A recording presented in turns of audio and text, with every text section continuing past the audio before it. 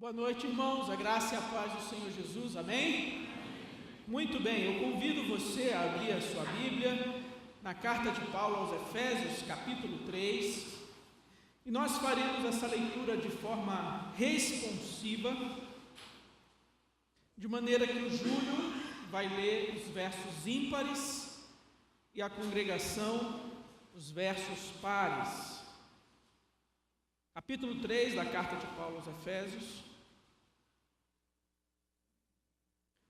Leremos todo o capítulo, o Júlio, os versos ímpares, os irmãos, os versos pares.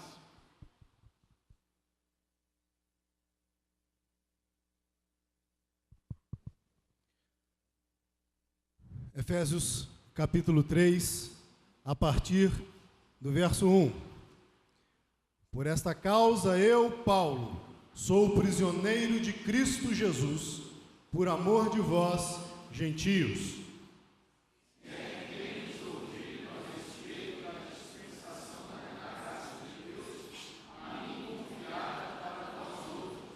Pois, segundo uma revelação, me foi dado conhecer o mistério, conforme escrevi há pouco, resumidamente.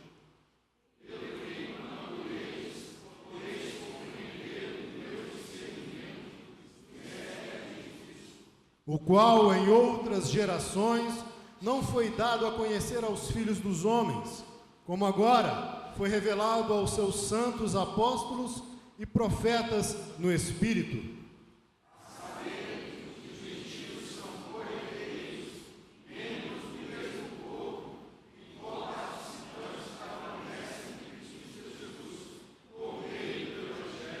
Do qual fui constituído ministro, conforme o dom da graça de Deus a mim concedida, segundo a força operante do seu poder.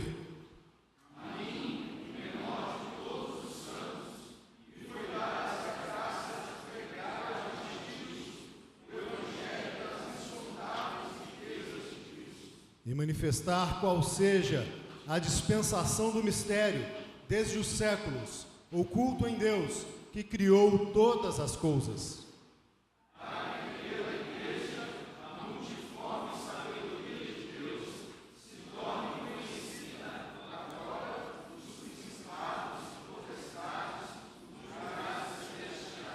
Segundo o eterno propósito que estabeleceu em Cristo Jesus, nosso Senhor.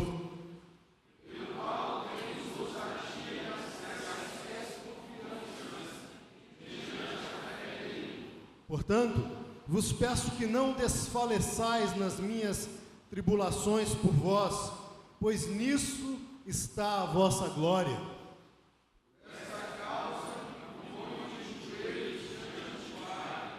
De quem toma o nome toda a família, tanto no céu como sobre a terra.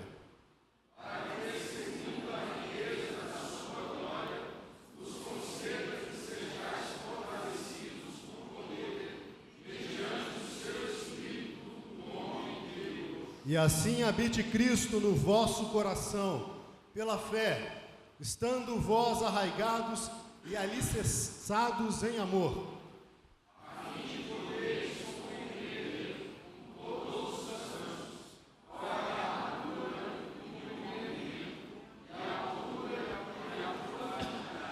E conhecer o amor de Cristo, que excede todo entendimento, para que sejais tomados de toda a plenitude de Deus.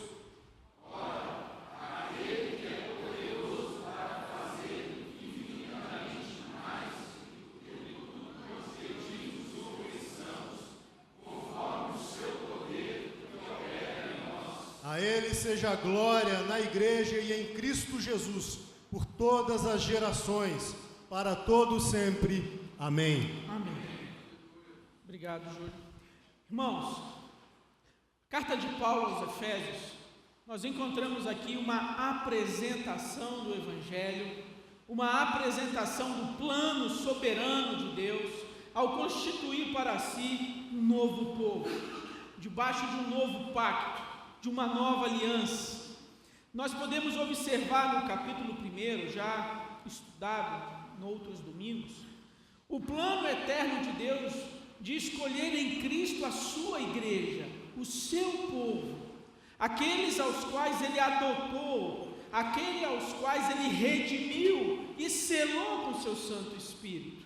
Nós podemos ver também no capítulo 2, o estado de perdição e condenação nos quais nós nos encontrávamos, mortos nos nossos delitos e pecados, andando no curso deste mundo, segundo o príncipe da potestade do ar, que atua nos filhos da desobediência. Essa era a nossa condição e o nosso estado, separados de Deus, separados de Israel, o povo de Deus. E quando nós chegamos agora no capítulo 3, Paulo vai, usado por Deus, ele vai revelar a grandeza da sabedoria de Deus. E a grandeza da sabedoria de Deus é evidenciada na revelação do maior mistério de Deus na história. Paulo, ele recebe uma revelação, ele recebe uma missão. Aqui nós temos um mistério revelado, nós temos um mistério que lhe foi confiado. Paulo aqui está preso, mas ele não se considera um prisioneiro de Nero, um prisioneiro do imperador, mas um prisioneiro de Cristo Jesus. Paulo aqui se coloca como um prisioneiro por amor dos gentios, por amor da igreja de Jesus. E Paulo recebe a revelação desse mistério. Verso 3: pois segundo uma revelação me foi dado conhecer o mistério revelado, o mistério confiado, o mistério a ser pregado e anunciado às nações, a grandeza da sabedoria de Deus. O capítulo 3 de Efésios vai chamar a nossa atenção para a beleza, para a plenitude.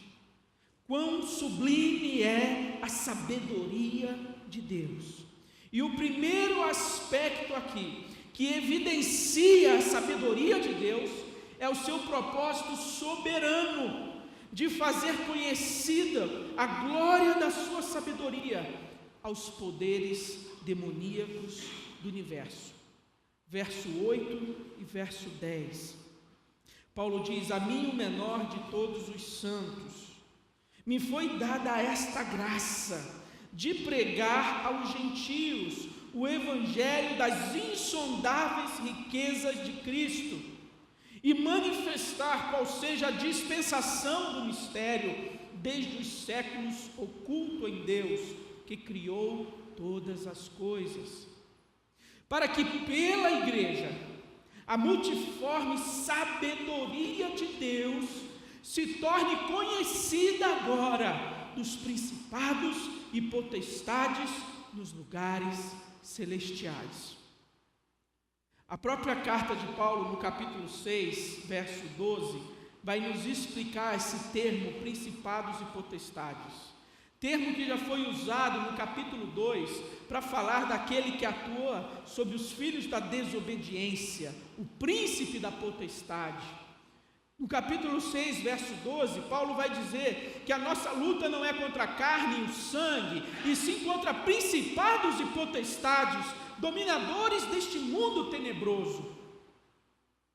A própria carta aos Efésios nos explica o que significa principados e potestades. E aqui nos versos 8 ao 10 do capítulo 3, Paulo fala que pela igreja, através desse povo escolhido e separado, a multiforme, variada, facetada sabedoria de Deus se torna conhecida dos principados e potestades. A igreja do Senhor Jesus. Paulo foi chamado para pregar as insondáveis riquezas de Cristo, para manifestar o mistério oculto e para, através disso, revelar sabedoria de Deus aos principados. Como esses três elementos se relacionam? Pregar as insondáveis riquezas, revelar o mistério oculto, manifestar a sabedoria de Deus aos principados. como esses três elementos se relacionam. É importante a gente entender o significado de mistério. Mistério no Novo Testamento, na língua grega, tem um uso e um significado diferente da nossa compreensão. O mistério a que Paulo se revela, o mistério ao qual ele se refere, é uma verdade que Deus manteve oculta em eras passadas, mas que agora é revelada a quem Deus quis revelar. Não se trata de algo que ainda está encoberto, mas que hoje, agora, é revelado, é manifesto, é descoberto por Deus, é revelado por Deus. E é esse o mistério que Paulo se refere, que gentios e nações, aquele que não era povo, aquele que não tinha encontrado misericórdia, aquele que estava debaixo da ira, aquele que não fazia do povo, parte do povo de Deus, gentios, nações, diversas etnias, povos, línguas, agora estão unidos ao povo de Deus, no corpo de Cristo, e se tornam participantes das promessas de Deus feitas a Israel. Esse é o mistério. Essa era a verdade, o tesouro que estava encoberto em tempos passados. Embora no Antigo Testamento há relances, lampejos desse propósito universal de Deus, e desse propósito cósmico do Evangelho, quando Deus diz a Abraão: em ti serão benditas todas as famílias da terra. Quando Deus diz a Moisés em Êxodo que faria daquela nação uma nação de sacerdotes, quando diz que colocaria Israel como luz para as nações, luz para os gentios, nós vemos ali Jonas indo pregar a Nínive, nós vemos pessoas fora do contexto de Israel sendo abençoadas e transformadas por Deus no Antigo Testamento. Mas quando chega no Novo Testamento, esse propósito de Deus é completamente revelado, manifesto, a sabedoria de Deus. Esse é o mistério oculto nas eras passadas, que hoje, em Cristo, as riquezas insondáveis de Cristo são a herança das nações, povos e etnias, não apenas de um povo em particular, de uma raça em particular, não apenas de cristãos judeus, mas de cristãos gentios e estrangeiros, formando em Cristo um único povo. E nisso Deus manifesta a sua sabedoria a principados e potestades que no passado, sob a antiga aliança, mantinham as nações em trevas e escuridão, longe de Deus e longe da sua palavra. Mas agora em Cristo Jesus, essas nações são tiradas, trazidas das trevas para a luz. E nesse sentido, o inimigo das nossas almas, ele foi amarrado pelo Senhor Jesus. E amarrado aqui não significa totalmente incapaz e impossibilitado de agir e atuar, porque ele está atuando. Mas ele foi amarrado, impedido de enganar as nações e de mantê-las na escuridão e na escravidão. Porque a grande comissão dada por Jesus aos seus discípulos, ide por todo o mundo e anunciai a todas as nações, tem se cumprido e chegou até nós. Nós temos sido alcançados por essa palavra, e assim o Evangelho de Deus não pode ser contido, freado por principados e potestades, mas eles têm contemplado o avanço do reino do Evangelho, eles têm visto a sabedoria de Deus manifesta na igreja do Senhor, nesse corpo, e eu e você fomos incluídos nesse corpo, nesse povo, nessa aliança, nesse pacto. E como mistério da nossa participação, nós, gentios, como esse mistério da nossa inclusão nas riquezas insondáveis de Cristo, manifestam a sabedoria de Deus aos principados e potestades. E o final do verso 6 diz: a saber que os gentios são co-herdeiros, membros do mesmo corpo, co-participantes da promessa em Cristo Jesus por meio do Evangelho. Esse mistério oculto que estava encoberto, agora revelado, a salvação dos gentios, a inclusão dos gentios, se dá através do Evangelho de Cristo Jesus. E o que é o Evangelho de Cristo Jesus? A definição mais clara do Evangelho se encontra em 1 Coríntios, capítulo 15, versos de 1 ao 4, quando Paulo diz que primeiramente lhe transmiti o que recebi, que Cristo morreu pelos nossos pecados, segundo as Escrituras, foi sepultado e ressuscitou ao terceiro dia, segundo as Escrituras. Meus irmãos, esse mistério que estava oculto, essas riquezas insondáveis de Cristo, nos quais nós somos colocados como participantes e herdeiros, todas essas bênçãos de Deus na nossa vida, na vida dos gentios, na vida daqueles que não eram povo de Deus, todas essas bênçãos são adquiridas pela fé na morte, ressurreição e entronização de Cristo Jesus. Cristo triunfou sobre o pecado, Cristo triunfou sobre a culpa, Cristo triunfou sobre a vergonha, sobre a morte, sobre o inferno, sobre o diabo, e o triunfo de Cristo se deu na cruz do Calvário. Ali foi manifesta a sabedoria e o poder de Deus. Paulo diz em 1 Coríntios, versos 21 ao 25, visto que na sabedoria de Deus o mundo não o conheceu por meio da sabedoria humana, agradou a Deus salvar aqueles que creem por meio da loucura da pregação. Os judeus pedem sinais milagrosos, os gregos procuram sabedoria, nós porém pregamos a Cristo crucificado, o qual de fato é escândalo para os judeus e loucura para os gentios. Mas para os que foram chamados, tanto judeus como gregos, Cristo é o poder de Deus e a sabedoria de Deus. Para o mundo, sinal de fraqueza, sinal de loucura.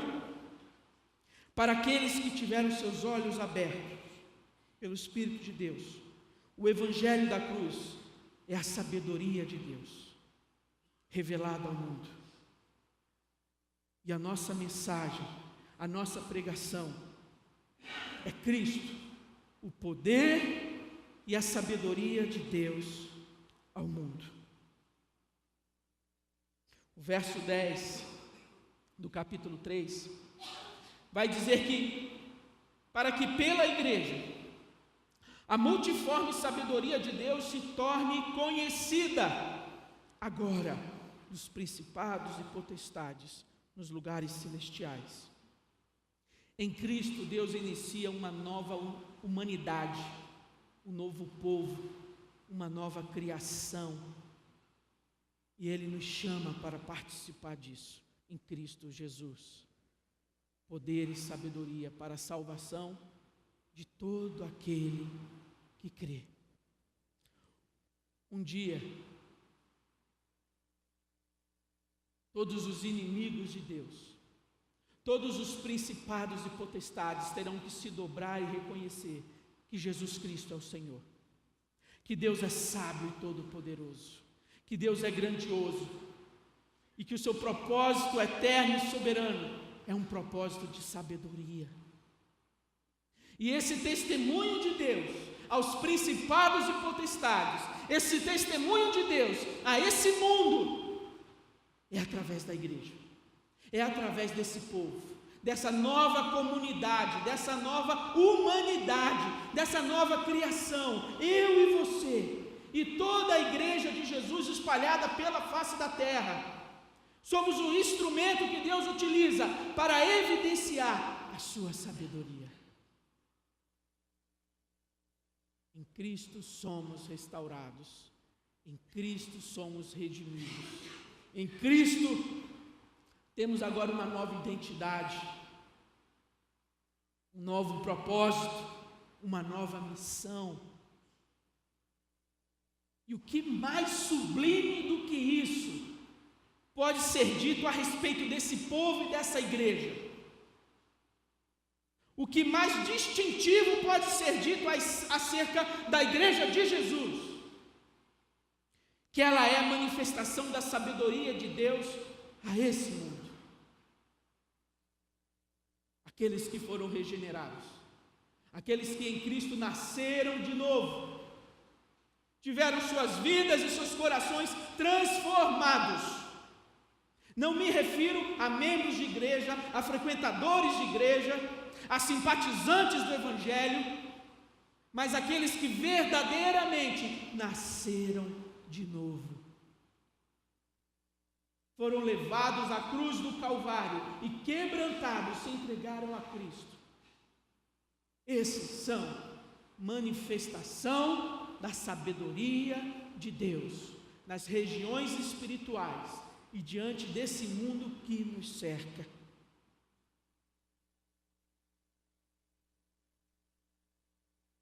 As riquezas insondáveis de Cristo.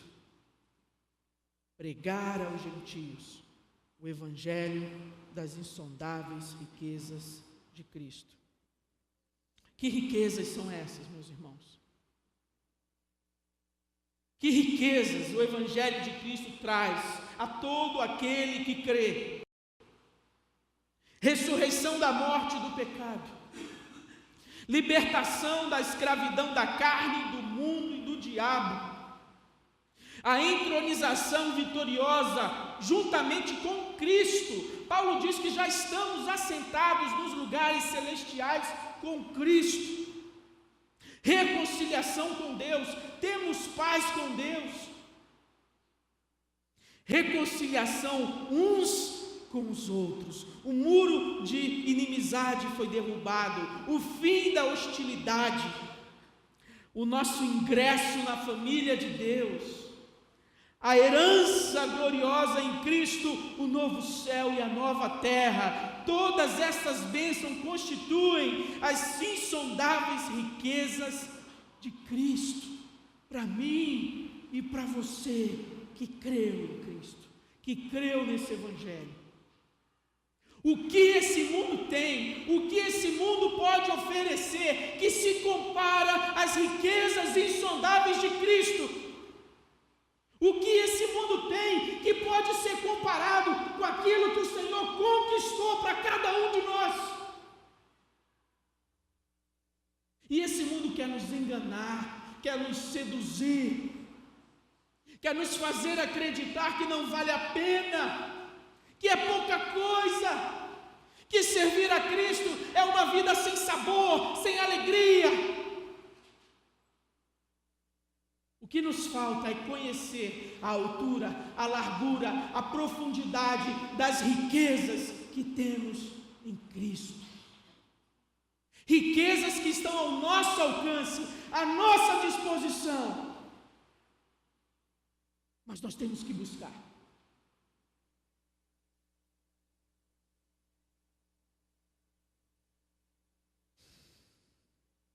E por que Cristo precisou ser crucificado? Porque nas boas novas do Evangelho, da salvação, houve a necessidade da cruz. Efésios 2:3 diz que entre os quais também todos nós andávamos outrora, segundo as inclinações da nossa carne, fazendo a vontade da carne e dos pensamentos, e éramos por natureza filhos da ira. Por que Cristo precisou ser crucificado? Porque a cruz foi necessária.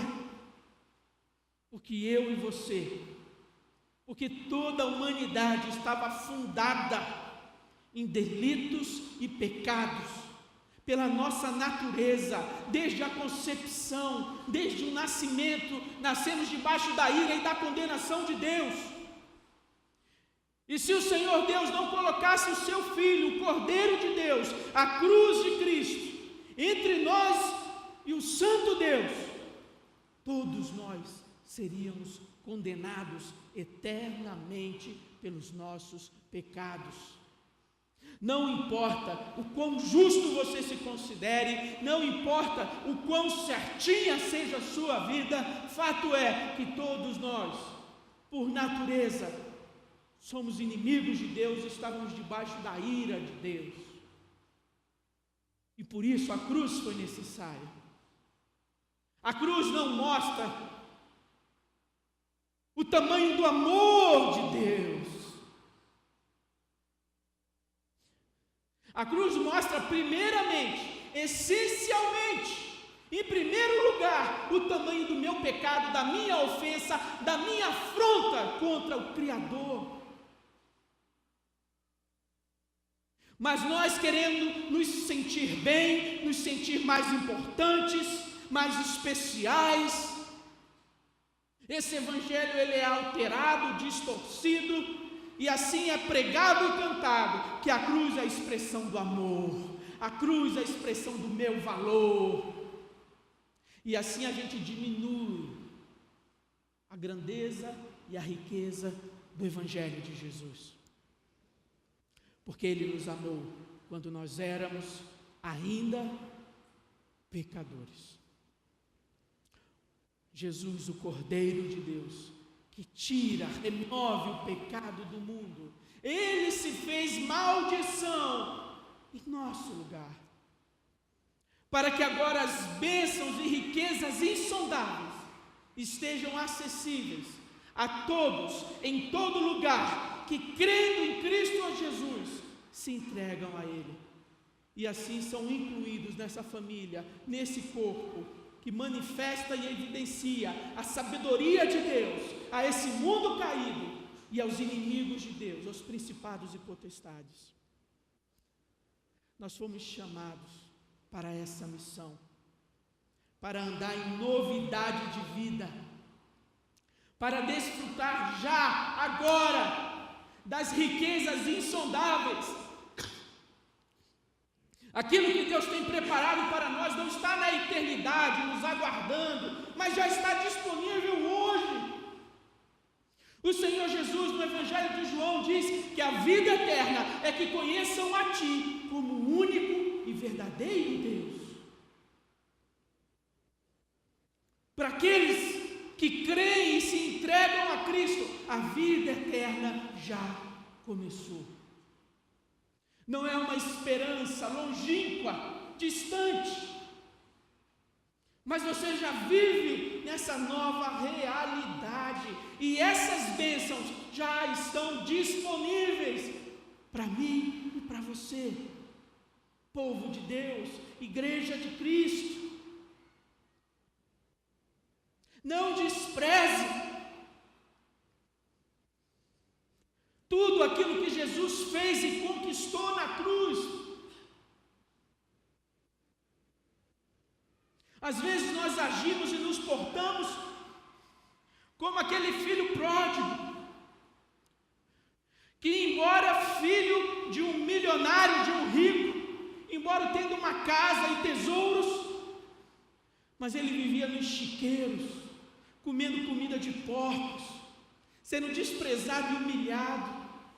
E infelizmente, muitos crentes vivem assim,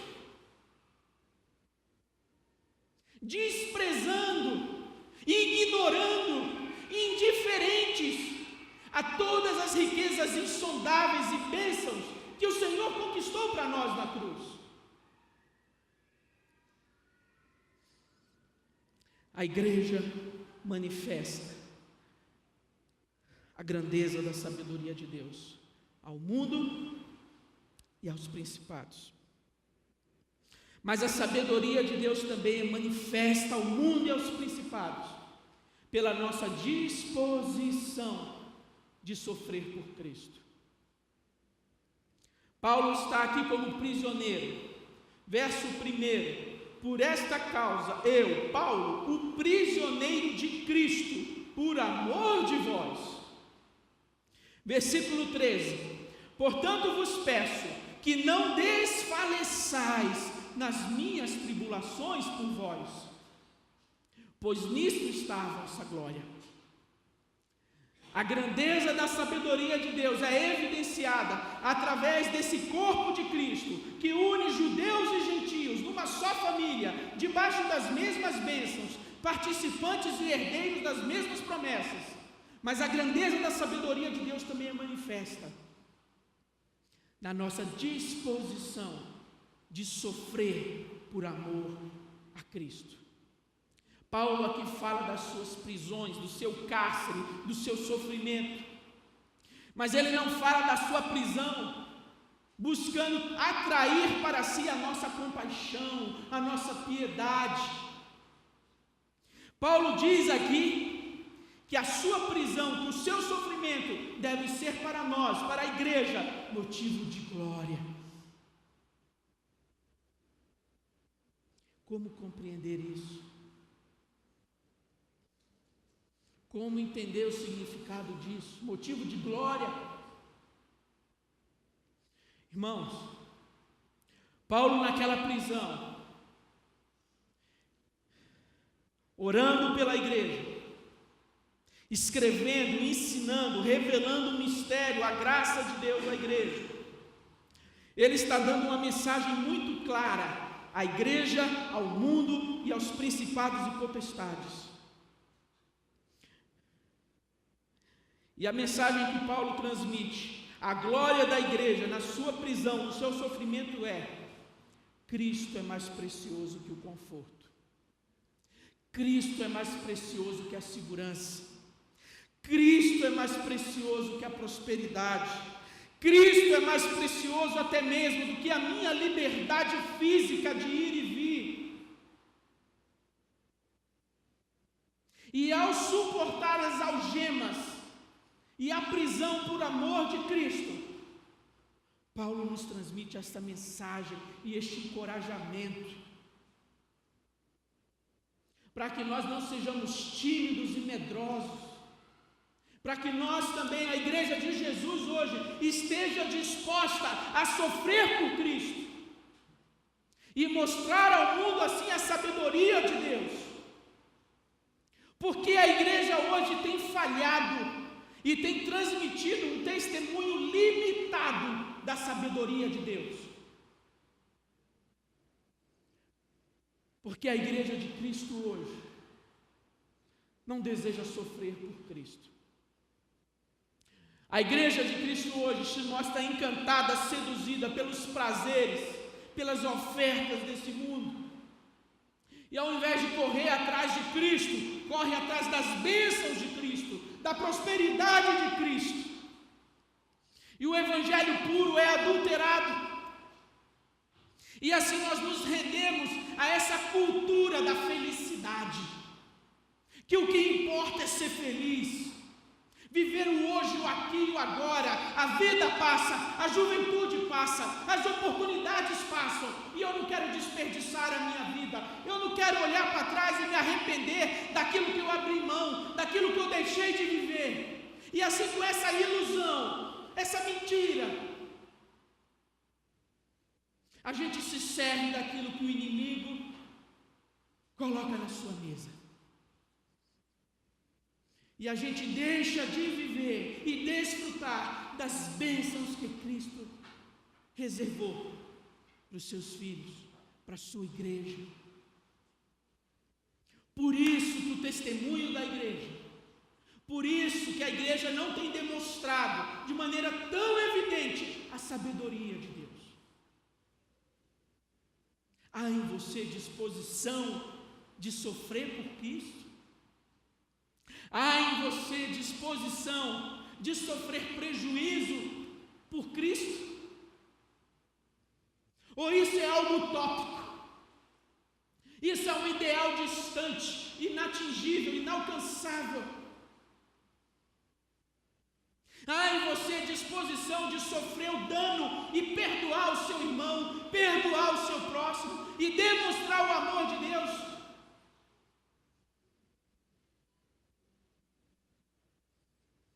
Nós queremos manifestar a sabedoria e a graça de Deus, Ou nós queremos lutar pela nossa felicidade, a nossa honra, a nossa glória, o nosso bem-estar, a nossa justiça, o nosso bom nome?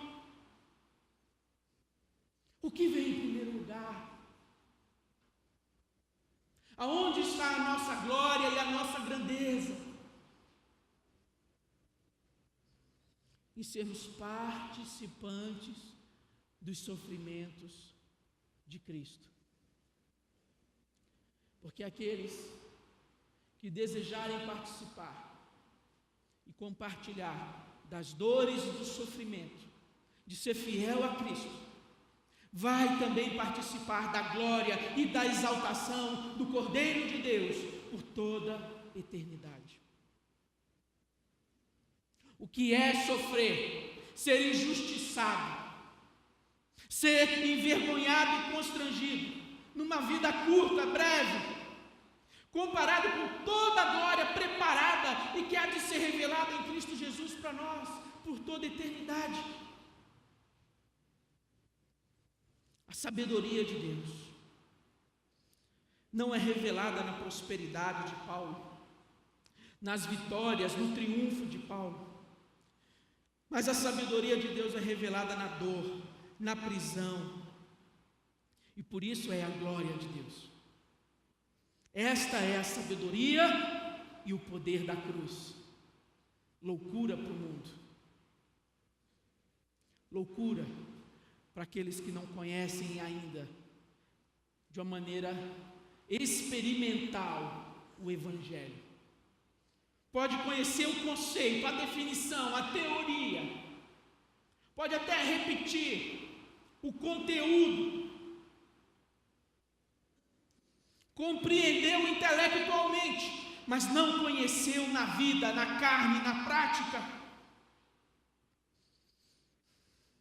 Esse Evangelho, essa disposição de sofrer dor, prisão, sofrimento, é a glória de Deus, sabedoria e poder da cruz de Cristo. E assim eu e você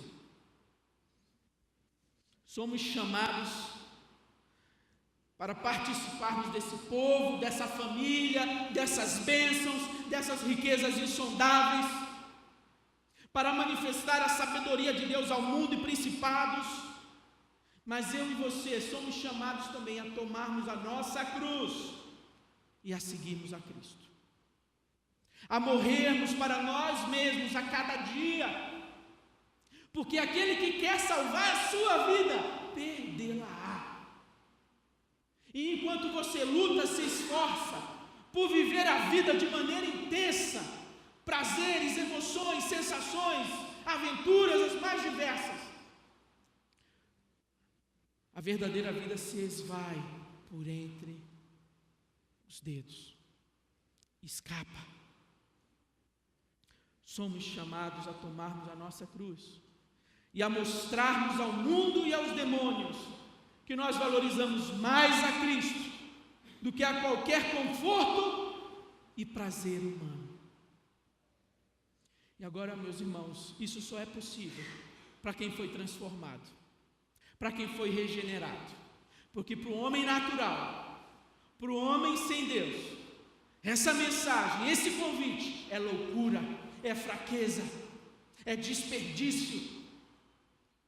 Só aquele que foi verdadeiramente salvo e regenerado pode aceitar esse desafio. A grandeza da sabedoria de Deus evidenciada através da Igreja de Cristo, através da disposição dessa igreja sofrer por Cristo, mas também através da oração. Paulo termina o seu capítulo, a partir do verso 14, orando ao Senhor. E ele não ora por si mesmo, ele não ora pelo seu sofrimento, ele não ora pelos juízes que vão julgar a sua causa, ele não ora pedindo livramento da morte, mesmo estando preso em dor, sofrimento e angústia. Ele não ora por si, ele ora pela igreja. Ele ora por mim e por você, ele ora pelo corpo de Cristo. Ele diz no verso 14: por esta causa, por esta razão, me ponho de joelhos diante do Pai. E o que ele vai pedir a Deus é que essas verdades reveladas, essa riqueza insondável, essa disposição de sofrer por Cristo, a disposição de amar ao próximo, de amar ao irmão, que isso seja realidade na vida da igreja, na vida dos crentes. Deus usa a oração como meio de reunir as nações, como meio de alcançar todos os povos, e assim revelar as insondáveis riquezas da glória de Cristo, a nossa herança. Paulo ora para que essas bênçãos insondáveis se tornem realidade na nossa vida. E Paulo quer que nós vejamos e desfrutemos da insondável riqueza de Cristo. Paulo quer que entendamos e abracemos o mistério oculto por séculos. Paulo quer que sejamos parte da revelação da sabedoria de Deus. Paulo quer que seus sofrimentos sejam nossa glória. E nenhum ser humano pode rejeitar os prazeres desse mundo. Nenhum ser humano pode escolher sofrer por amor de Cristo, se não tiver sido transformado sobrenaturalmente. Se não vier o poder de Deus sobre a vida dele, capacitando e habilitando a abrir mão desse mundo, seus prazeres, suas ofertas, para assim nos entregarmos a Cristo. Somente pelo poder de Deus que vem através da oração. Nenhum ser humano pode amar o seu próximo e a Deus, se para isso não for capacitado por Deus. Nenhum ser humano pode ver as riquezas de Cristo, altura, comprimento, largura, profundidade do amor de Deus, se para isso seus olhos não forem abertos por Deus. Nenhum ser humano pode compreender esse mistério oculto nos séculos e moldar sua vida de acordo com esse mistério, se não for pela atuação do poder de Deus. Nenhum sofrimento humano vai ser glorioso, a menos que venha à nossa vida um poder divino, sobrenatural e onipotente. E isso vem às nossas vidas através da oração. E esse é o objetivo da oração de Paulo. Que Deus realize essa obra de transformação, de salvação na vida dos efésios, na minha e na sua vida. Temos tentado viver a vida cristã na nossa carne, na nossa força, na nossa sabedoria, ou já compreendemos que somente na graça e na força do Espírito Santo de Deus nós podemos viver essa nova vida, nós podemos perdoar, amar o próximo, sofrer por Cristo e não se ressentir com isso, não se magoar com isso, não se sentir injustiçado por Deus, mas passar a aprovação, a privação, louvando e bendizendo o nome de Deus, somente através da oração. E por isso o testemunho da igreja, ao revelar a grandeza da sabedoria de Deus, tem sido muitas vezes um testemunho pífio, porque falta oração no meio do povo de Deus, falta disposição de pagar o preço. O meu cansaço fala mais, a minha semana puxada fala mais, os meus projetos, a minha agenda tem prioridade. E assim a igreja capenga, dá um passo para frente e dois para trás, porque ela falha no exercício da disciplina da oração. E meus irmãos, nós somos chamados para uma vida de oração individual, particular, mas nós também somos convocados para uma vida de oração comunitária, juntos. E como a quarta igreja tem se saído nesse desafio, como eu e você temos respondido diante dessa necessidade cultivarmos e buscarmos uma vida de oração. Estamos cheios de desculpas? Estamos cheios das nossas racionalizações? E aí nos falta poder. E aí o nosso testemunho não fala, não diz, não comunica. E aí eu não consigo amar o próximo, perdoar. Paulo ora aqui para que nós sejamos fortalecidos com poder. Verso 16. Para que segundo a riqueza da sua glória vos conceda que sejais fortalecidos com poder, mediante o seu espírito do homem interior. Você quer ser fortalecido com poder? Você quer ser dominado e controlado pelo Espírito Santo de Deus? Você quer coragem, ousadia e sabedoria para testemunhar? Você quer força para vencer a carne, o pecado e a tentação? Meu irmão, precisamos ser fortalecidos no poder de Deus. Nós não podemos mais vir à igreja apenas para nos sentir bem, para irmos para casa com as energias e baterias renovadas, para receber de Deus, para querer uma palavra de conforto. Nós precisamos ser confrontados pelo Evangelho, percebemos o nosso comodismo, sermos despertados, porque a volta do Senhor é breve, e nós temos que estar preparados, temos que estar vigilantes, porque Ele vem como ladrão, ninguém sabe o dia, ninguém sabe a hora. E como tem sido a minha e a sua vivência desse Evangelho, dessa espiritualidade, dessa nova vida?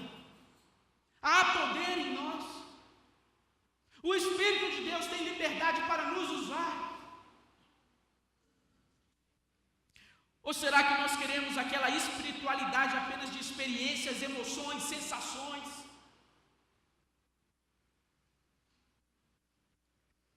Paulo ora para que a igreja seja fortalecida com poder, e poder para amar o próximo. Assim habite Cristo nos vossos corações, pela fé, estando vós arraigados, alicerçados, fundamentados em amor.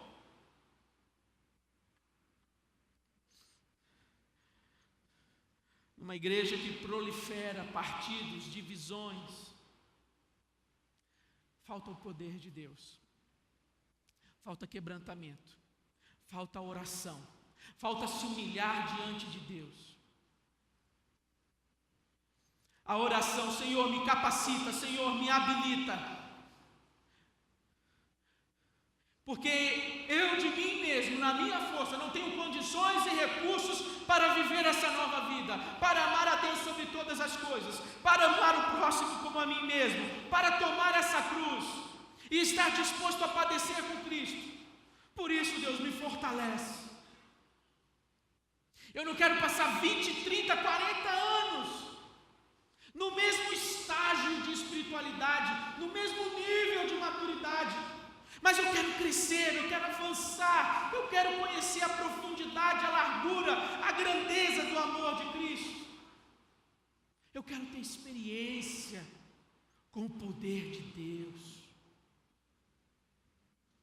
Você não precisa ir para a igreja A, B ou C. Você não precisa procurar uma igreja. O que você precisa é fazer o que Jesus falou: entra no teu quarto, fecha a tua porta, e o teu pai que te vê em segredo, ele te ouvirá, ele te vê e ele te responde. Porque buscar-me-eis e me achareis, quando me buscardes de todo o vosso coração. E todo aquele que bate, que busca, encontra e acha, e está disponível para mim e para você. Que Deus nos livre do nosso conforto, do nosso comodismo, da nossa sensação de segurança, de que tudo está bem, de que Deus está muito satisfeito conosco, temos vivido o Evangelho, temos sido testemunhas de Deus nesse mundo, e achamos muitas vezes que não há nada a mudar, a crescer, que já alcançamos e chegamos no alvo.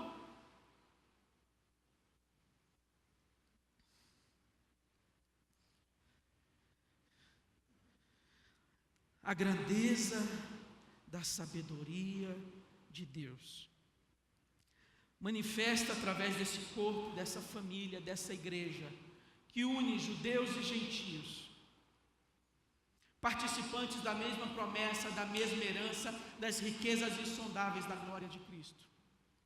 A grandeza de Deus manifesta ao mundo e aos principados e potestades, através da nossa disposição de tomarmos a cruz e sofrermos por Cristo, padecermos por Ele. A sabedoria de Deus manifesta ao mundo através de uma igreja, de um povo fortalecido no poder do Espírito Santo de Deus, através da oração. Qual é a sua resposta? Qual será a sua reação? Toda vez que a palavra de Deus é proclamada, há um apelo implícito a quebrantamento, a mudança, a transformação. E esta é a expectativa de Deus em relação a mim e a você, em relação à quarta igreja. Que a gente não se sinta tão confortável, tão seguro, tão tranquilo, mas que nós possamos ser despertados, que nós possamos ser incomodados e que nós precisamos entender que o Senhor Jesus nos chamou para muito mais, para experiências ainda maiores, para um testemunho ainda mais vibrante. E essas riquezas estão disponíveis, acessíveis a todo aquele que crê, a todo aquele que buscar, a todo aquele que clamar. E que esta seja a minha e a sua resposta. Que nós possamos manifestar a sabedoria de Deus através da disposição de sofrer e através de uma vida de oração decente. Se nós vamos computar a nossa vida de oração semanal, os 7 dias da semana, coloque na ponta do lápis os minutos que você dedica para e adentra a presença do Todo-Poderoso.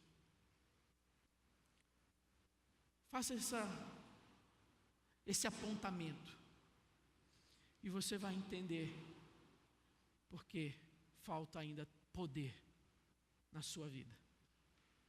A falha não está no Espírito Santo de Deus. A deficiência não está no Evangelho do Senhor Jesus. A falha está na nossa amizade com o mundo,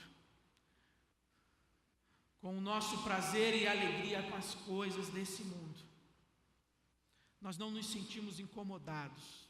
Parece que isso aqui já é o nosso lar. Parece que isso aqui já é um mundo perfeito. Quando na verdade nós somos forasteiros. Estamos aqui de passagem. E deve haver no nosso coração o desejo por voltar ao nosso verdadeiro lar. A casa do Pai. Novos céus, nova terra. Senhor Deus, nós te agradecemos e te louvamos, porque nós estávamos debaixo da tua ira, debaixo da tua condenação. Nós que não éramos povo do Senhor, nós que não tínhamos alcançado misericórdia. Mas agora, Deus, nós alcançamos misericórdia, nós somos o teu povo. Estamos debaixo da tua graça e não da tua ira. A condenação foi removida. Fomos adotados na tua família e somos co-herdeiros com Cristo. Obrigado, Senhor, porque nós não somos merecedores e dignos de nenhuma dessas bênçãos. Mas o Senhor nos amou quando nós éramos ainda pecadores, Pai. Deus, tem misericórdia de nós, tem piedade de nós, porque muitos ainda não compreenderam a largura, a profundidade, o cumprimento desse amor, dos privilégios, das riquezas, das bênçãos de estar em Cristo. E assim mesmo, domingo após domingo, sendo confrontado pela Tua Palavra e pelo Teu Evangelho, não há mudança na vida, não há transformação, não há poder. Deus, tem misericórdia de nós, nos incomoda, gera em nós um desconforto, um mal-estar, gera em nós fome, sede, desejo pela Tua presença, Pai.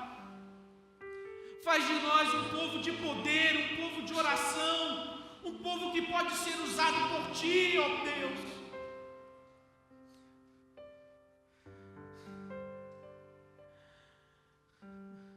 E nós oramos como o apóstolo Paulo, Pai. Fortalece-nos com Teu poder. Fortalece-nos com Teu poder. Habite ricamente em nós, Cristo Jesus. Que sejamos alicerçados no amor de Deus, que sejamos capacitados a amar a Deus e amar ao próximo, que estejamos dispostos a sofrer por Cristo, que o mundo veja, que as potestades reconheçam, que o Senhor tem levantado um povo poderoso, um povo que se coloca debaixo da Tua autoridade, para ser usado por Ti. Deus, faz isso na minha vida, faz isso na vida dos meus irmãos, faz isso na vida dessa igreja, que precisa e carece da Tua misericórdia e do Teu poder. Em nome de Jesus.